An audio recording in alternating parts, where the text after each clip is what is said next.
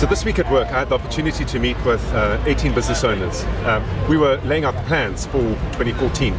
The intention behind the plans was to create a scalable format, a blueprint, for want of a better expression, against which to build the operating processes and procedures, the things that make a business work, those gears on how to find customers, how to engage them in sales, how to fulfill your promises, and most importantly, how to retain them.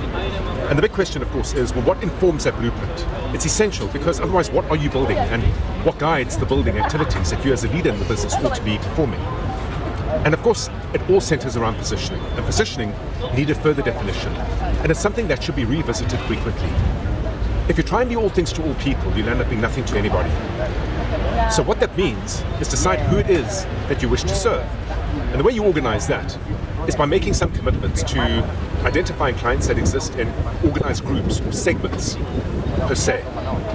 It's ideal to try and find a significant segment, a significant group of people, because if you get the formula right in how you market to them, how you sell to them, how you onboard them, fulfill your promises, and how you retain them, that formula per se, which can be constructed through the business model, can then be accelerated into that segment to grow your share of market and make for a very simple but yet very, very profitable business. So positioning is where it all begins and ends. And in that process, how do you know if you've understood the segment that you choose to serve well enough?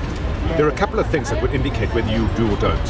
The first thing, you can define what the segment looks like. And of course, there are demographics, and you can give a shape to it. You can define them in terms of industry, in terms of size, in terms of location.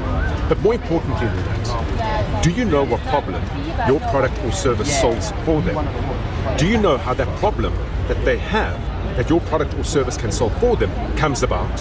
The cost of the problem, should it not be solved, and then given the product or service that you offer as a solution to their problem, the cost of that relative to the cost of the problem, in order to ensure that what you leave on the table is real value for them. That is 50% of what it takes to get positioning right. So think about all the customers you serve, organize them into segments, and then ask yourself those questions around what problem do they have that you through your product or service can solve, and to what extent do you understand how it originates, its cost, and the value that you leave behind.